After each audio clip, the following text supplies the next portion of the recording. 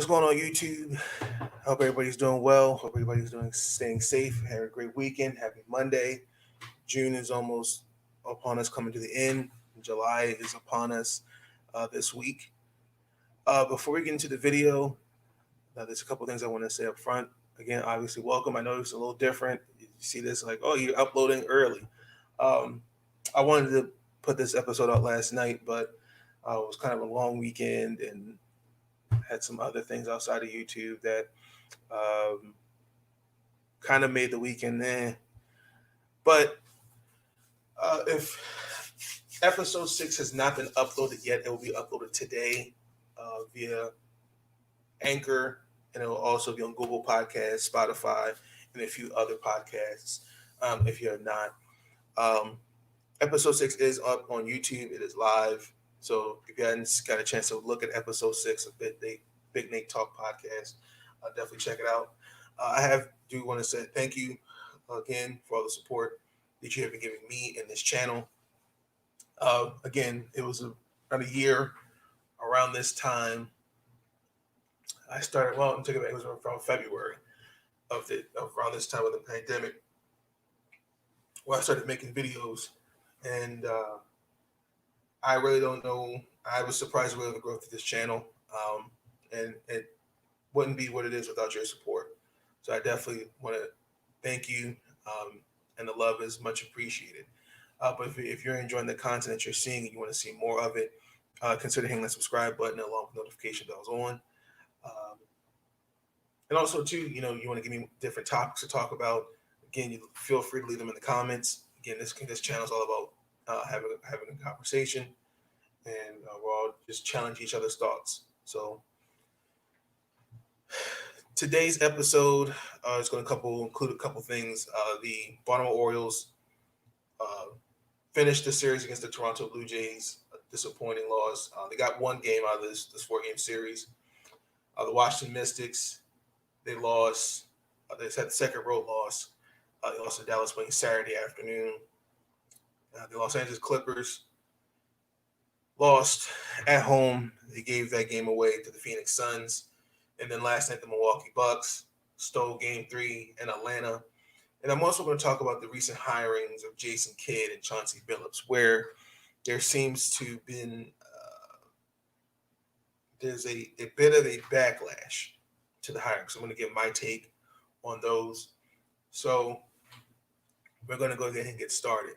So the Baltimore Orioles lost yesterday. Final score 5-3. 5-2. Jorge Lopez took the bag in this one.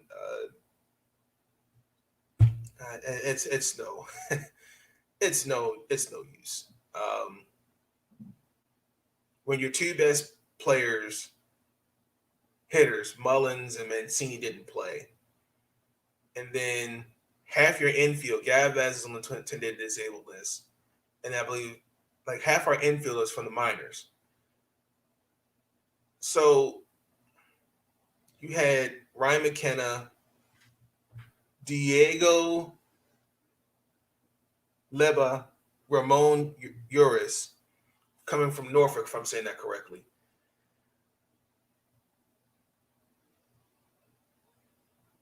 Leba went 0-4, 2 strikeouts.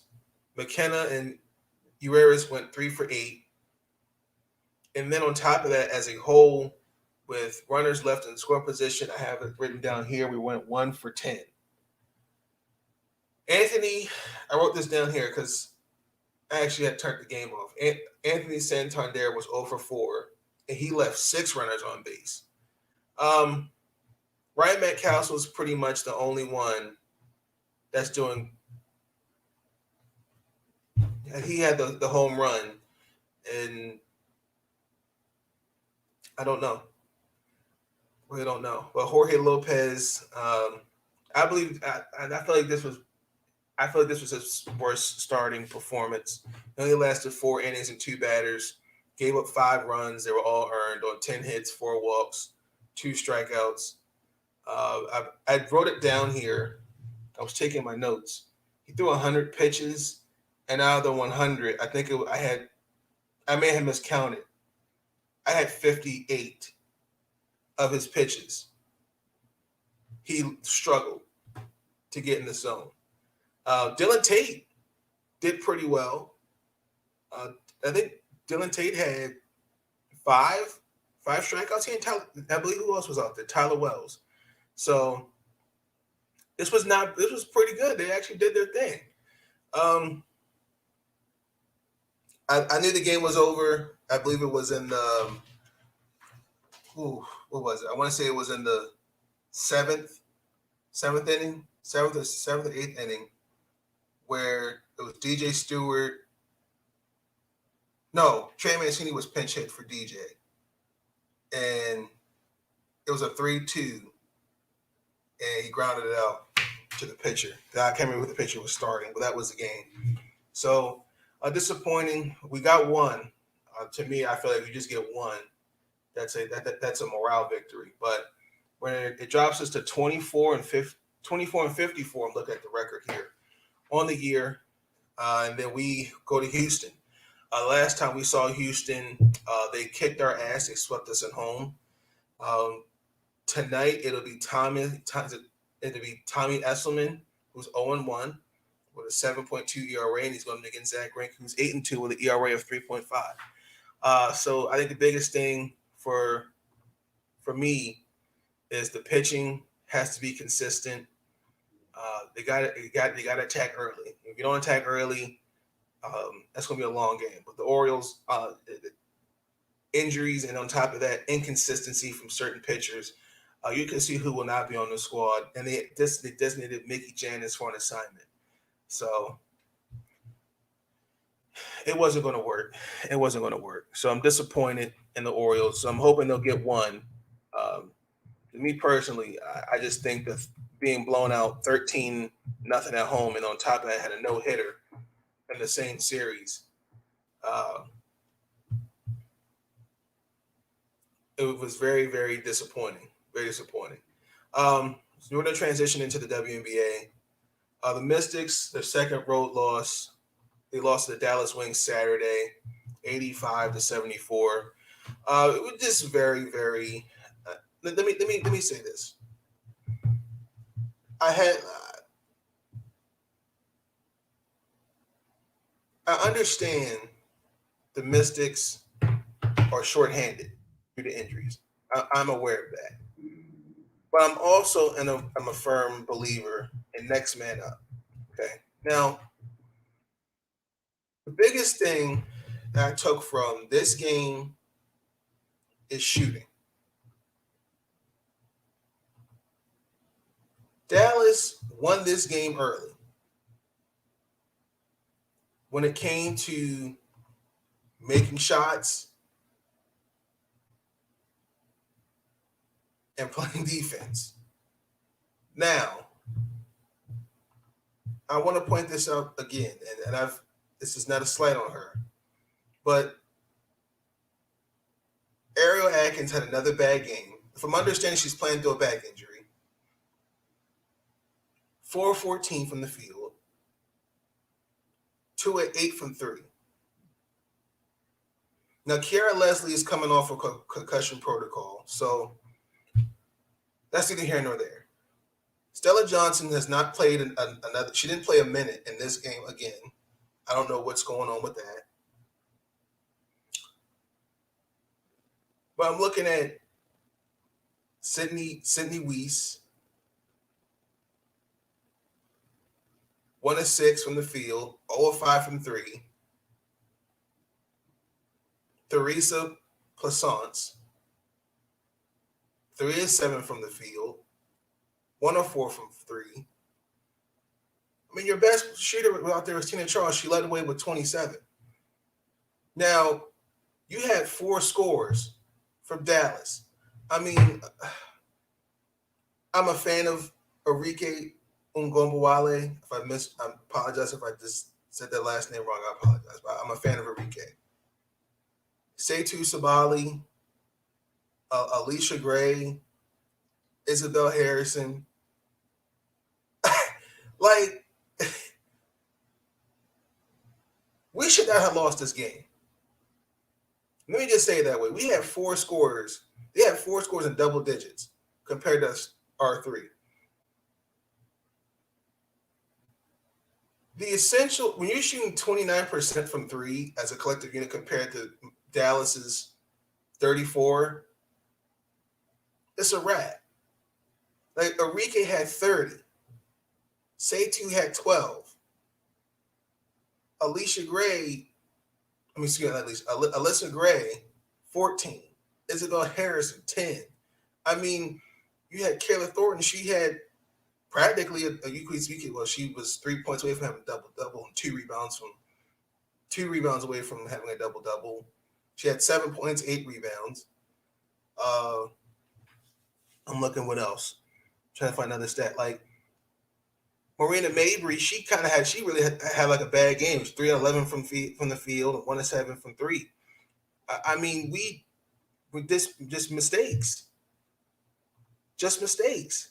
I mean, I don't think the whole series we really couldn't get a sustainable lead. I think we were no more closer than 5 to 6 points in the game after the first, and it's just.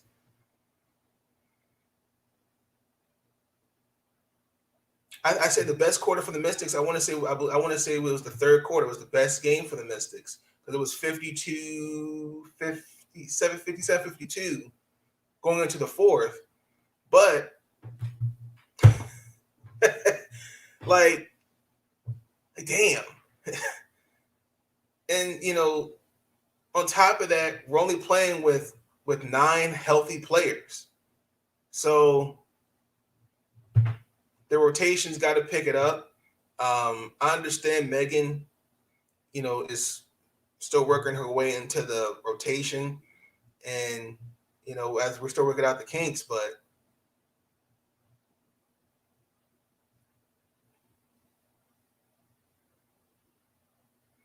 I mean, it was halftime. It was what 46-30.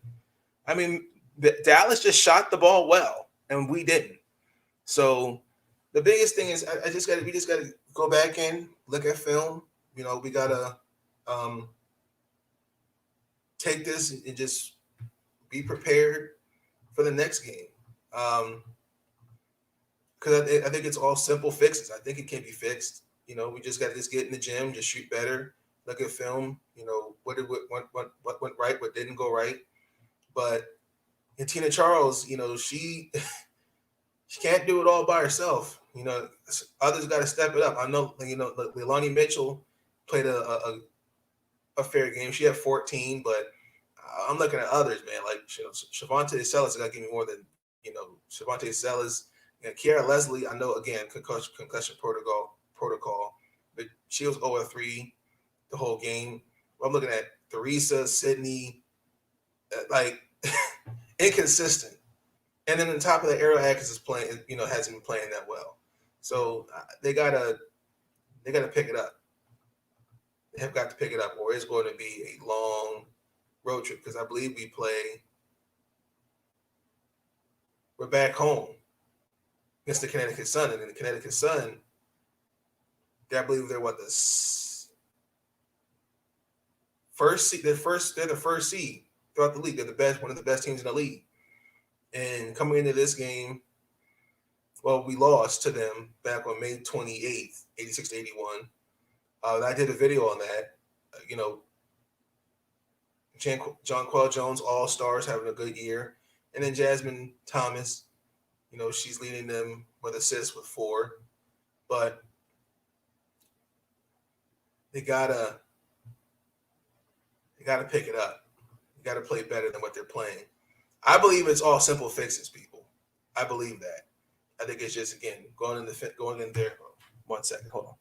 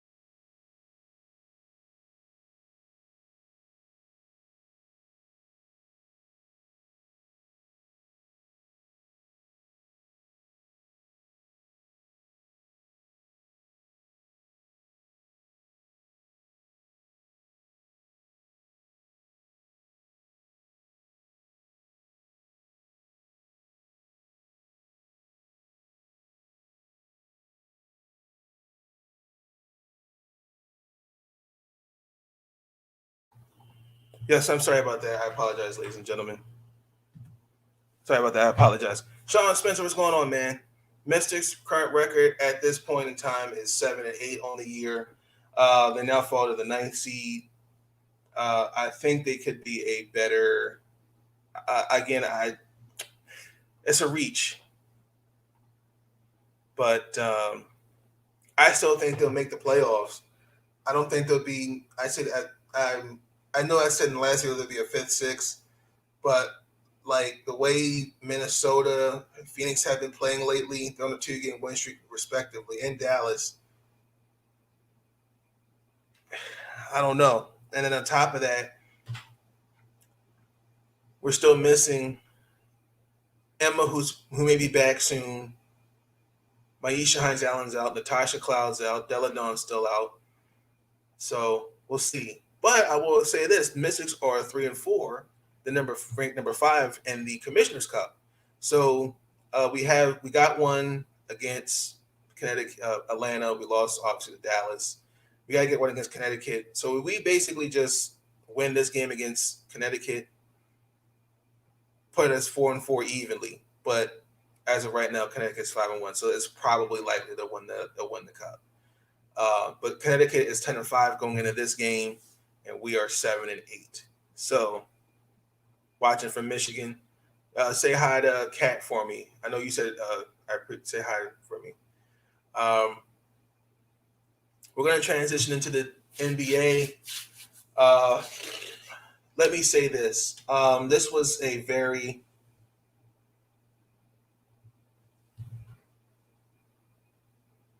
it was a very it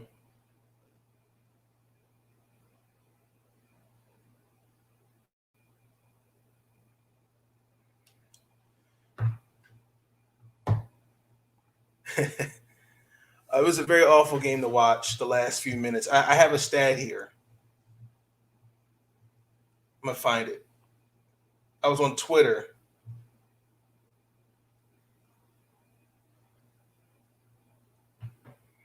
The score was 70-71. And I'm gonna leave this in the description for y'all to see. But Zubac's the first possession. Zubac's turned the ball over. Jay Crowder, he missed a 3. Paul George missed a fadeaway. It was an offensive foul on Cameron Payne. Then the Clippers turned the ball over, shot clock violation. Reggie Jackson missed. Zubac missed. Paul George missed. Another offensive foul on Mikal Bridges. DeAndre Ayton blocked. Paul George missed a 3. Cameron Payne was blocked. Chris Paul missed a fadeaway. Nicholas Batum missed a 3. And then Ayton turned the ball over. The score was 70-71. That was awful basketball to watch.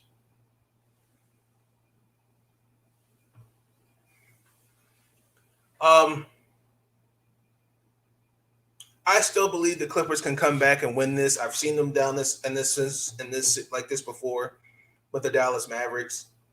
I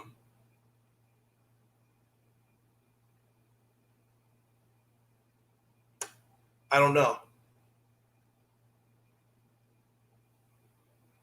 I just think it was just a bad game overall. The Clippers had an opportunity to win this game, and we can sit there and talk about, the referees cheated Terrence Mann out of a foul, or they didn't get a call. Cameron Payne turned the ball over, but at the end of the day, like, you just can't. The Clippers got to focus on, like Ty Lue said it in his press conference. Quote, "We got to just take it one game at a time. We can't focus on winning on 3. We just got to win the next game." And, again,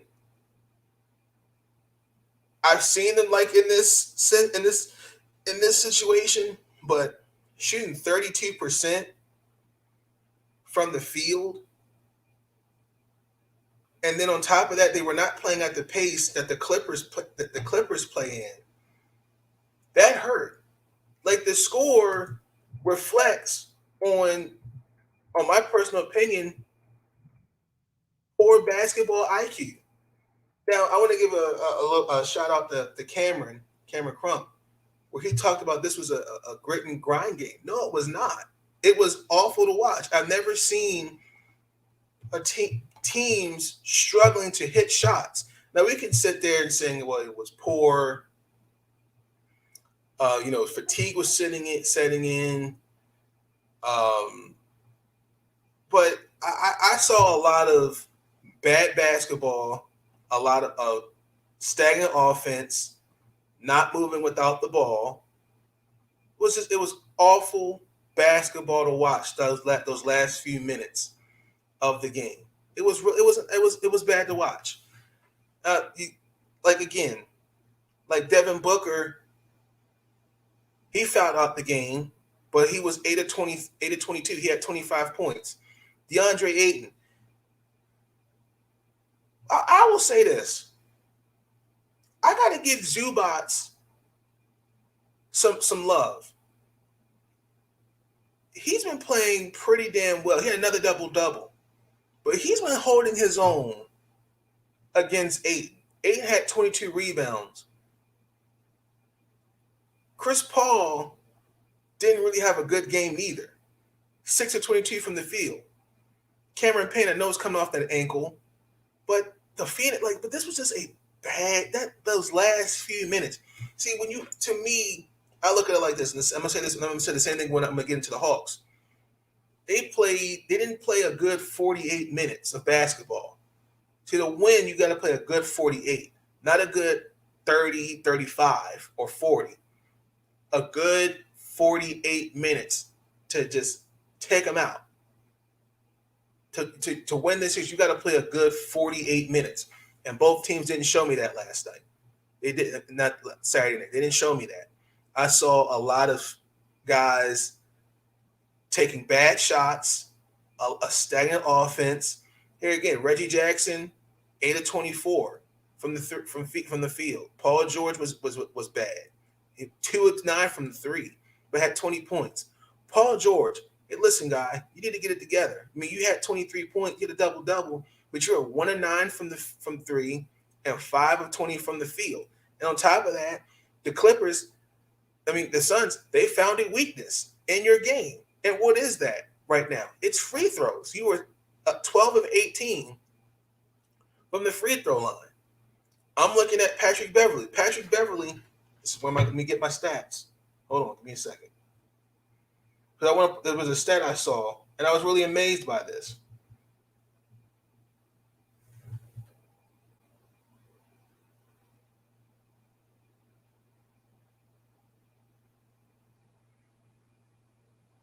I want to give a shout out to Stat Muse, which is a good. I like how they break down the stats. But Devin Booker in this series, when he's guarded by Patrick Beverley, he's 4 of 15 from the field. That's 26%, and 0 of 2 from three. When he's guarded by everybody else, 9 of 41, 46 from the field, and 5 of 15 from three. So I think that adjustment needs to be made. I think we need to have Patrick Beverley out there for sure. But Rondo has been a negative 27 in this playoff series. Now, Reggie Jackson's been a good ISO ball score. He's been an ISO scorer in this series.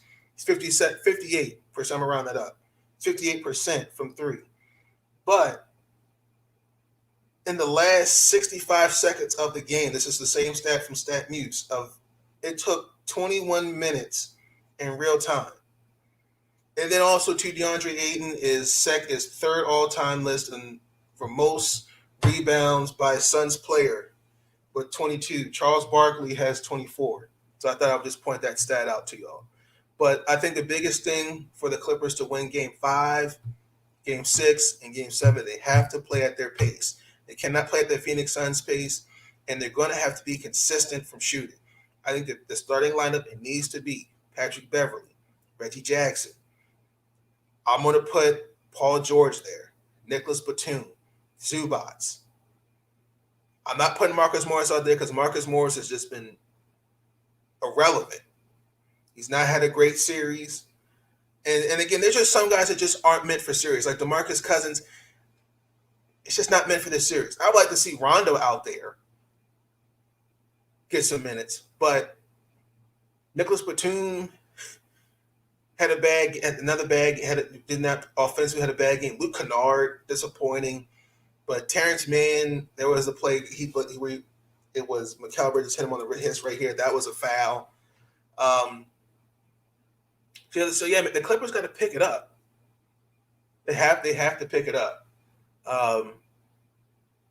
I just feel like they just gave that game away, and we can say that was a defensive battle. It was not.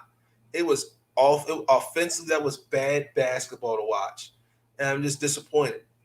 So I believe the Clippers can win this series for sure. It's all about the Clippers they have to play at their pace, and they got to clean it up. So we're going to transition into the Milwaukee Bucks still in Game 3. It was a good game last night. I enjoyed it. Chris Middleton, besides Giannis, he needs a Robin. I've said this before. Besides Giannis, Chris Middleton is the second best player on this team. And Chris Middleton showed out last night, excuse me, I said tonight. He showed out. 38 points, 6 of 12 from 3, 15 of 26 from the field. Really showed out when it mattered. Now, I will say this.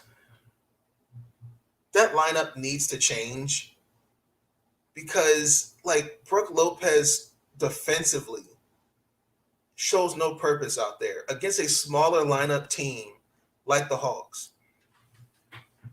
I'm looking at Brook Lopez, right? 10 points. But his matchup with Clint Capella, he was outplayed. And then, if you notice this about Giannis, Giannis, if I'm saying this right,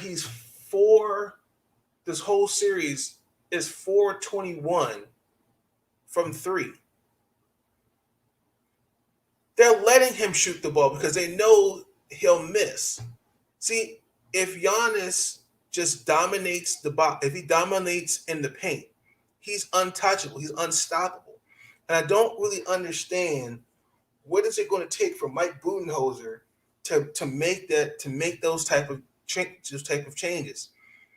I believe these are all simple fixes. I mean, the Bucks played great. I'm looking at Jrue Holiday, and I'm gonna pull up Jrue Holiday's contract because I'm disappointed in his play lately. Jrue Holiday, you're getting paid $25 million, and looking at the stats, okay, yeah, you gave me 12 assists, but 6 points. You're better than this guy. I've seen you when you were in New Orleans and Philadelphia. Jrue Holiday is a better player than this. I'm not paying a guy $25 million a year to just give me abysmal 6 points. Now, I will say this. He did play some great defense on Trae Young in like the last minute or two of the game. He played some really great defense. Bobby Porter stepped up when it was needed. But let me say this. When Trae Young went down with that injury, that's when the momentum shifted towards Milwaukee. I think the Bucks are starting to pick up on Trae Young. I think they're giving Trae Young too much.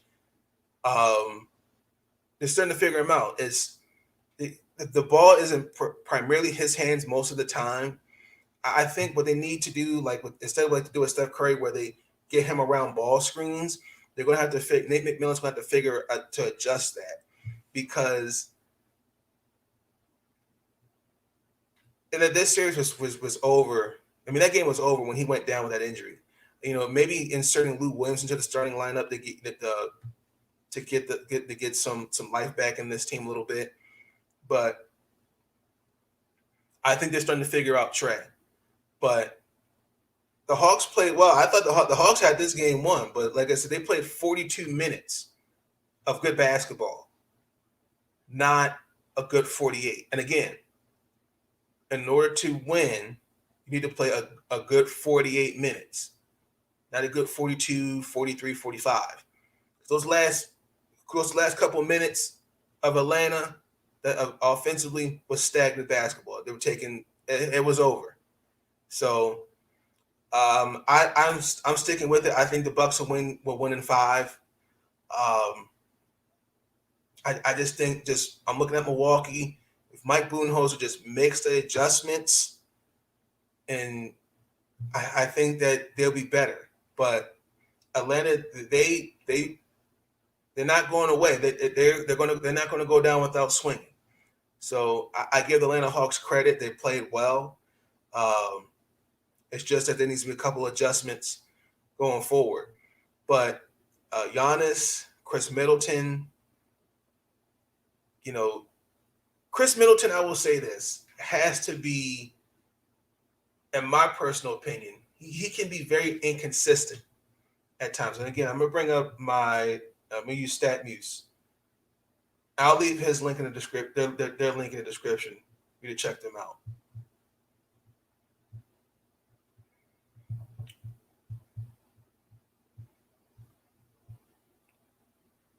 So points in the fourth quarter, Chris Middleton scored 20 and the Atlanta Hawks had 17 combined. Chris Middleton is the second player as a Buck to have 30, 10, 5, and 5 and a 3 playoff game. The last person did that was Chris Middleton himself. So that's a very interesting stat. And then it's Giannis's 9th double-double where he scored 30 and 10.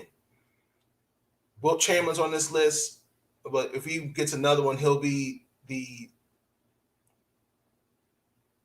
on the list. If he gets 10, where he gets 30 points, 10 rebounds, the last person to do that in a single playoff game since 1963, Shaq, Hakeem, Kareem, and then Giannis, he'll be on that list.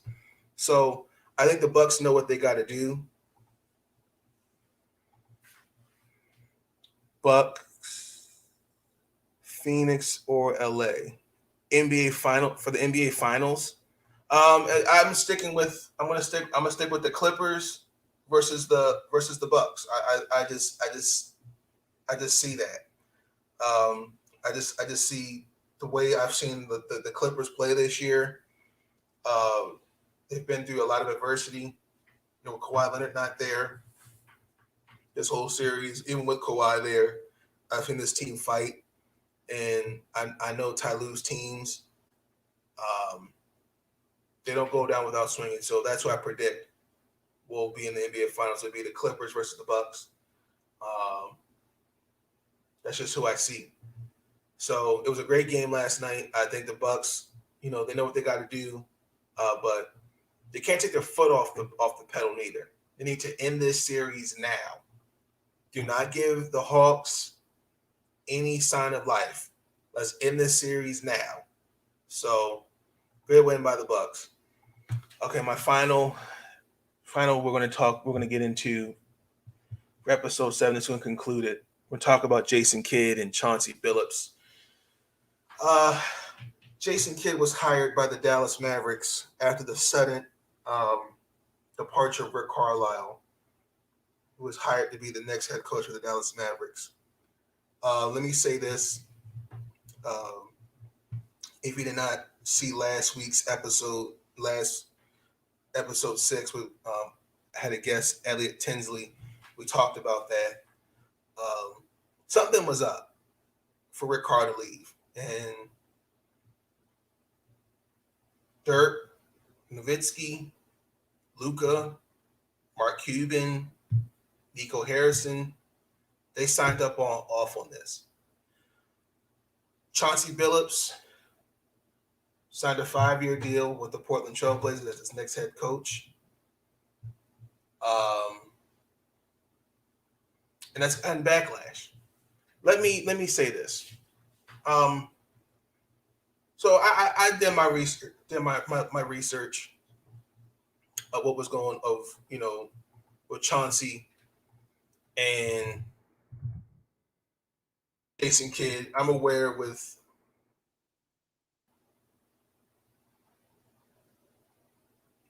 Jason Kidd allegedly kicking his wife, who was pregnant at the time, in the stomach. This was well over 20 years ago.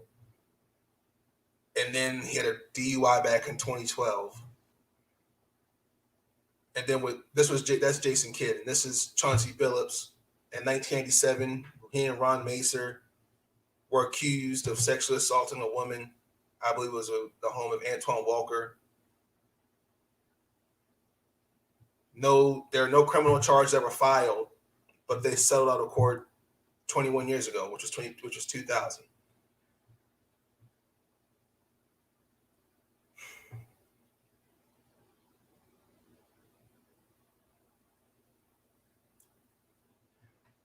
This is how I feel.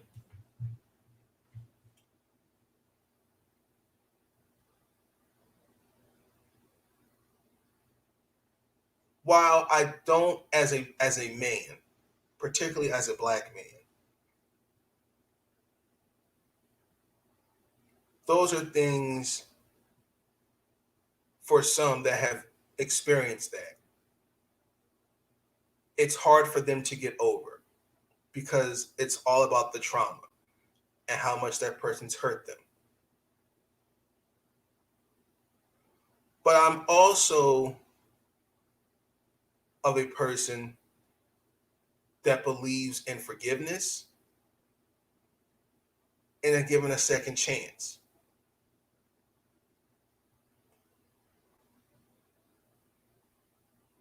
I'm not comfortable with the fact that when you're hearing their names come up as head coaches, their past is being brought up.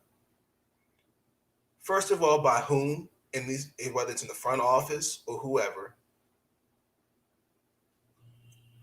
And then number two, why now? I'm looking at it from this perspective. We're talking about we want more diversity. We want more of this in all these positions of power. But to hear something of what Chauncey Billups did, which I don't condone, and what Jason Kidd did, which I don't condone, something that happened over 20 years ago, I'm not going to hold that over their head. I would like to see, I've seen what Jason Kidd was as a head coach when he was in Milwaukee and Brooklyn.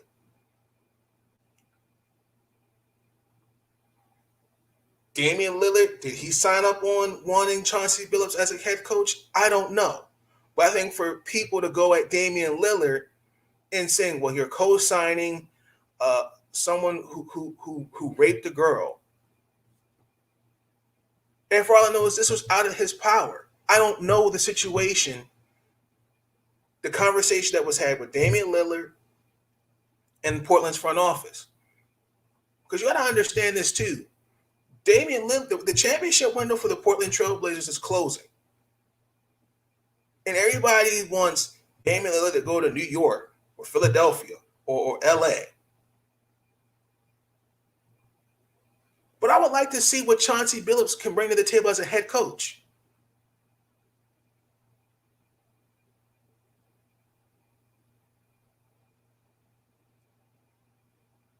But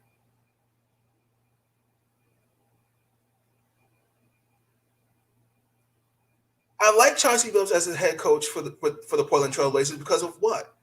One, similar playing style.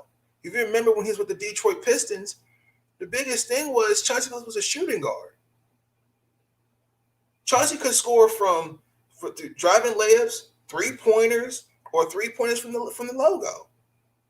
And also, too, Chauncey Billups is a defensive-minded coach, too.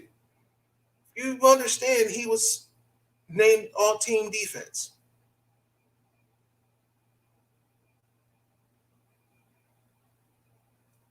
Now, The Blazers, and this is where Chauncey Billups can help them.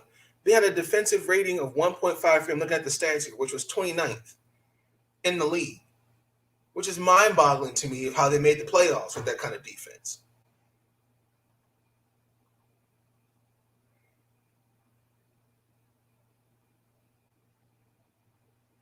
But, and I'm going to leave this link in the description for y'all to see. This was a quote, and this was, they wrote, they identified themselves as AB. Quote, "At this moment, I feel unheard. I feel like my feelings and opinions and all of those women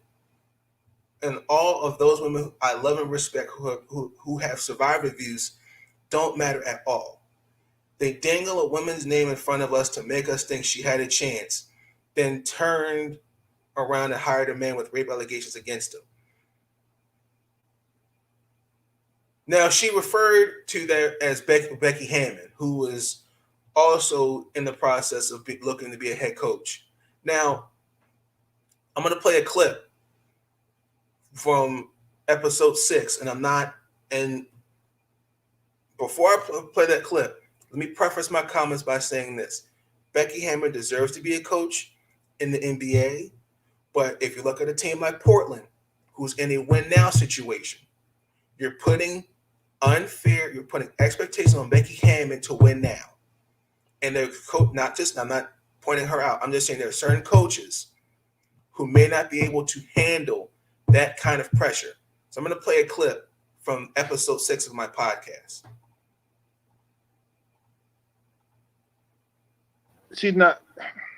Let me be mindful what I say. They're not going to want her in certain places. Not yet. She's going to have to build herself up. You don't think she's built herself up with Greg Popovich? No. They're going to give her a hard time, unfortunately. She's the first woman to. They're going to give her a hard time. You think Damian Lillard and C.J. McCollum will give her a hard time? I'm talking about like the league and the hiring process. Like the front office, they're going to give her a hard time. Unless Dame Lillard says, I want her, it's going to be hard to get her that job just because in these positions like Portland, you have to be proven. You need cachet. A real cachet, not optimistic cachet. Oh, well, so I have a question. So Terry Stotts was proven when he got the job? No. You don't think Becky Hammon is proven? She is under the great Greg Popovich. But what I'm saying to you is, we have to address the elephant in the room. Her being a woman is going to be more difficult for her to get certain talent. I'm going off of the talent, not necessarily the organization, just the talent. Okay. You're not the same way Steve Nash was able to go get top tier talent. She's not going to have that same luxury. You're not coming out the gate and getting Dame Lillard. That's not going to, unless Dame says, "Yo, I want her." It's not going to happen. It's politics. It's politics underneath the politics. In Portland, in particular, they need certified, verified, stamped. They need as close of a shoe-in as possible. They don't have time to be taking chances and being optimistic. Oh, well, she worked with Pop. Maybe she could. No, we don't have that kind of time. You want to do that? You want to go build something, figure something out? You go to Orlando, or she could even go to the Pelicans. That'll be cool. But you're not gonna come to where we're about to lose our superstar at. You get what I'm saying? That's fair. No, the point that he was trying to make was he's not disagreeing that Becky Hammon should be a head coach. He's not saying that. What he's saying is if you put her in a position like Portland, and Portland is kind of in the middle of a fiasco because we don't really know what Damian Lillard's thought process is. Does he want to stay or does he want out? The biggest issue that we have is we don't know what Damian Lillard wants. And unfortunately, this was probably a hiring by the Portland Trailblazers. Damian Lillard supported this? I don't know. We don't know that. But I think for us to just go at Damian Lillard and go, well, you supported them hiring this guy, that's shameful of you. When in reality, this is Portland trying to please him to stay. I've told you the window is closing in Portland, and Elliott pointed it very out. If she's hired, if the Portland Trailblazers say, "Hey Becky, we're going to hire you," that they're going to. There's politics there. There's going to be unfair expectations. You need to go win now, and there may be maybe possibly where people may do her dirty, where they may not even get talent to help Damian Lillard compete. So you're putting this expectation on her where she has to win now. We're not saying she can't do it, because I'm sure she can do it. He said it. There are certain teams like Portland where they're trying to please their star. So you need cachet. Yes, Becky Hammon was there. But we don't know who signed up. We don't know if Damian Lillard signed up on this. And for all I know, it was probably most likely the Portland Trailblazers. Let's give this a chance. But let me ask this question. If you remember, there was a coach. He's now Missouri State, Bobby Petrino. Bobby Petrino was the head coach for the Atlanta Falcons, who left after 13 games. That's a whole nother conversation for another day. But my point is that he was involved in a motorcycle accident with some pretty young thing. And came out, he was paying her like $25,000. They weren't sure if the relationship was sexual or not. But yet he gets jobs. Now I'm not trying to pull the race card, but I want you to understand where I'm coming from on this. We don't really know what he was doing. In that incident, because this when he was at Louisville. When he was coaching at Louisville.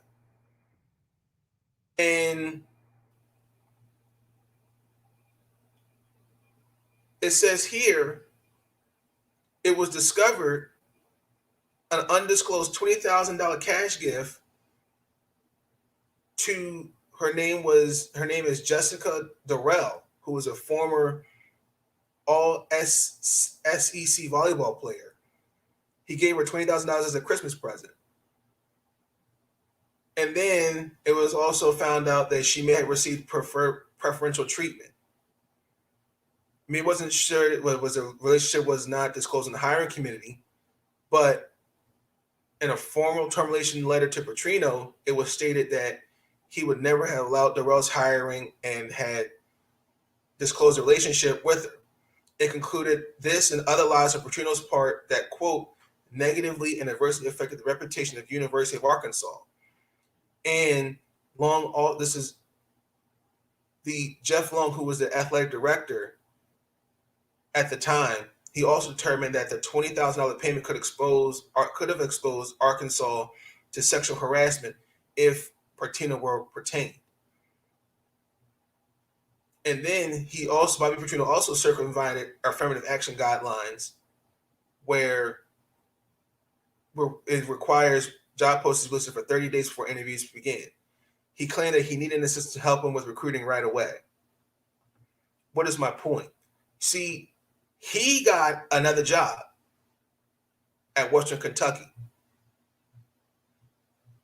Well, I'm sorry, he was at the University of Arkansas, because that's where they hired him from the Falcons.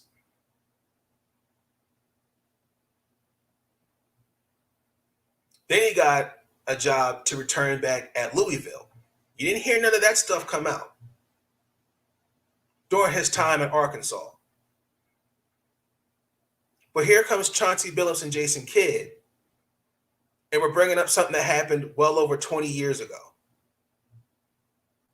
We're talking about being diverse and all this stuff. Then I think we need to really just honestly, truthfully, let's just start doing background checks on people's pasts. Why we're holding on to it, I don't like it.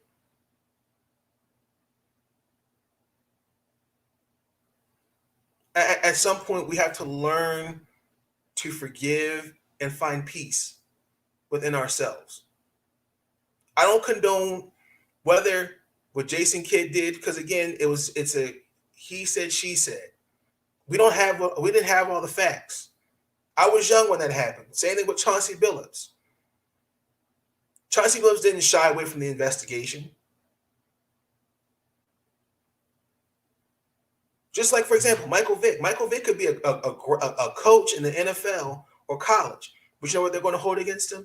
The legal dogfighting scandal, which he was not present at those times. Ray Rice could be a good coach for college, maybe the NFL, but they're going to hold it that well. And unfortunately, that video of him hitting his wife, then fiance, now wife at the time.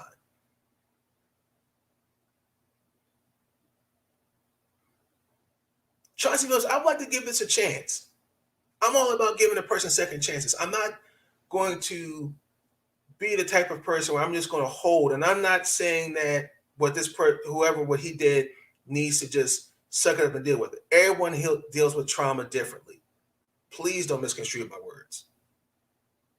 But at the end of the day, I'm not going to sit and go, Chauncey Billups did this some 20-something years ago when he's been in the league as a player and as an assistant coach.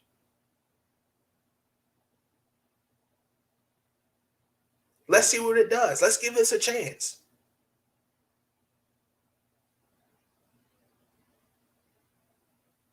Jason Kidd the same way. The Dallas Mavericks have more internal problems than hiring Jason Kidd. That's Mark Cuban not doing his job as owner. So there's more problems internally with the Mavericks than just hiring Jason Kidd. Because these problems were happening before Jason Kidd was there. This goes back. So it's time we really start really understanding when we hiring.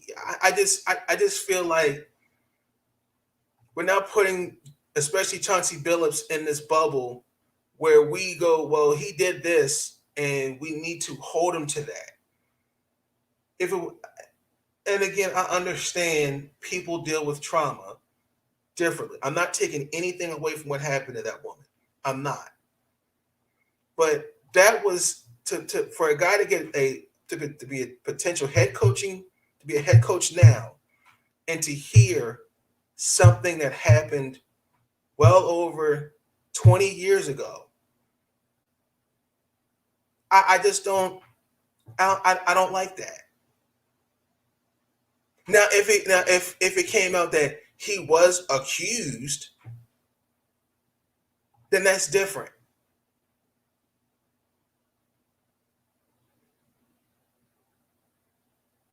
But no criminal charges were filed, and he settled. So let's give this a chance. Let's give it a chance. We're talking about we want diversity in all these positions, and I've heard stories where it's not, and it's worse than what he's done, and people are in positions of power. That doesn't get talked about the way it should.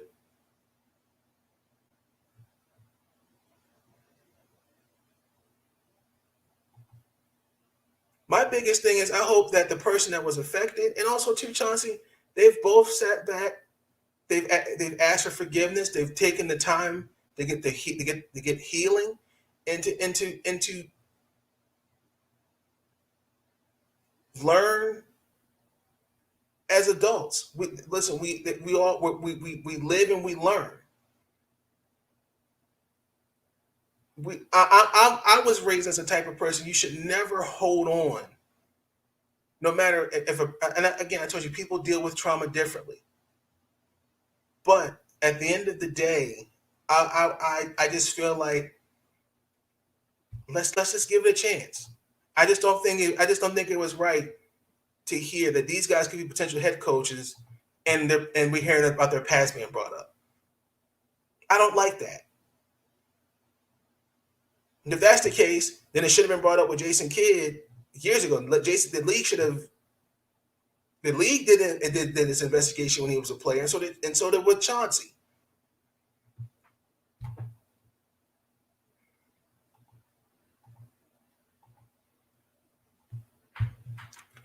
But y'all let me know y'all thoughts on that. That's going to conclude episode 6. of Big Nick Talk Podcast. Y'all let me know y'all reactions, y'all thoughts on what I talked about. I mean, this last topic with Jason Kidd and Chauncey, that was hard to talk about a little bit because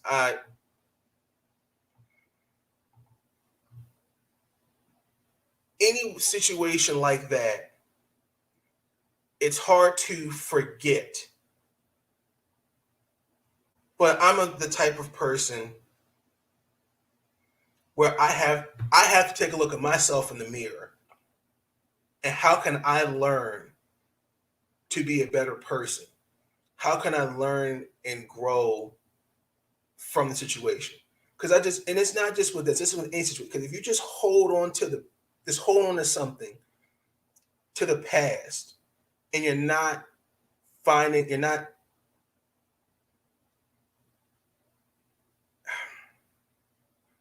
actually, no, that's okay.